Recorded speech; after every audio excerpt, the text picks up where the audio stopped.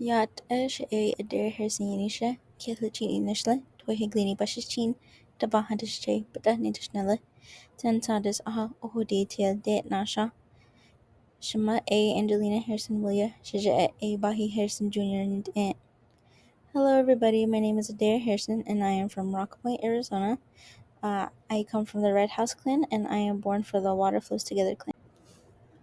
When I first came to the University of Arizona, I felt very nervous since I had been moving farther away from my hometown and moving to a bigger city.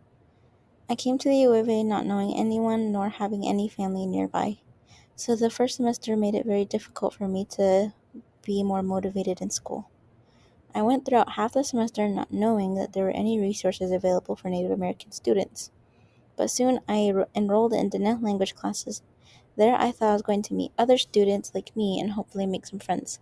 Unfortunately, everyone in the class already knew each other from the previous semester, but there was only one person who I ended up becoming good friends with. Being a Native student at the University of Arizona was definitely a huge culture shock for me. As the years went on, I heard about Native SOAR from my academic advisor. She informed me that it was a class with other Native students mentoring high school students. I loved the idea of meeting other people like me and guiding high school students on their path. One thing I liked about mentoring was connecting with the students on a personal level about what they wanted to do in their future. It was fun and interesting to hear about what they wanted to do and what they wanted to be when they graduate high school. Being a Native student and having resources there to help guide me definitely made it feel more at home for me. There is a section from a reading we had in class that I relate to a lot. It's by Dr. Shoten, Lowe, and Dr. Waterman. However, scholars have argued that a strong connection to culture may contribute to academic success. The reason I relate to this quote is because throughout the year I have been here, I've held on to my culture, and I feel that it helps motivate me into finishing school.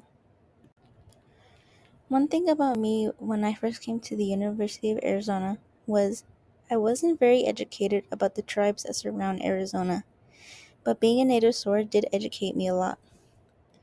We took a community event trip that surrounds Tucson, and one trip that left a huge impression on me was when we went to the Pascoyaki Cultural Center and Museum. This trip was definitely the one that caught my attention. There was so many information there that I was not aware of. There was definitely a lot for me to absorb, but one thing that stuck out to me was all of the traditional outfits that were used during their ceremonies. I learned that pieces of their outfits are made from abalone shell because of the surrounding area they live on. This community trip was an amazing and fun experience. My first experience mentoring was very challenging for me. Trying to connect with students, when I first started, I had noticed that there were students that were at the stage where they try to act cool in front of their friends and peers. So, of course, that made it a bit difficult for them because they didn't really take things seriously. But the moment you get them separated and speak with them one on one, you start to notice how much they start to open up to you about themselves and what their goals are. There were times where I am still nervous to speak to the students. I was not sure if I was going to say the right things to them that would leave a lasting impression or a positive impact on their life. Since I had been mentoring at Sunnyside High School, I had limited sessions with the mentees, but I always enjoyed every moment with them. They were definitely the highlight of my week. They were always making jokes with each other or laughing about different things. It warmed my heart to see how close they were with each other. A reading from class connects to the relationship that I have built with them. Indigenous weapons are knowledge and ethical engagement that are rooted in the Navajo ways of knowing eh. In the class, we read an article that talked about our financial hardships. There was a quote that stuck out to me when my mentees were on the topic about not being able to afford school. It's by Dr. Chechini. She says, I defined financial hardship monster as having roots in settler colonialism, which functions to maintain and reinforce impoverished conditions among Native people. In my opinion, I feel like they have taught me how to be more open and comfortable. I noticed that I did grow a lot from my mentoring experience, and I was able to speak to my mentees without feeling nervous.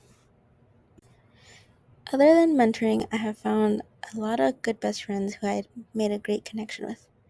I remember the first day I came into class not knowing if I would ever make a single friend or speak to anybody in class. Little did I know that the person sitting next to me was going to become one of my best friends. I didn't know what I would do without her.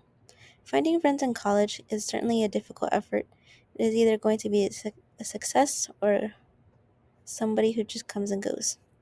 But finding people who you connect with is definitely what makes school easier and makes you more excited to start the day. Knowing that you have people there to support you and that you I am grateful for Native SOAR for helping me get out of my comfort zone and for helping me step into a new and exciting environment. 1, 2, 3, Native SOAR! That was all corny.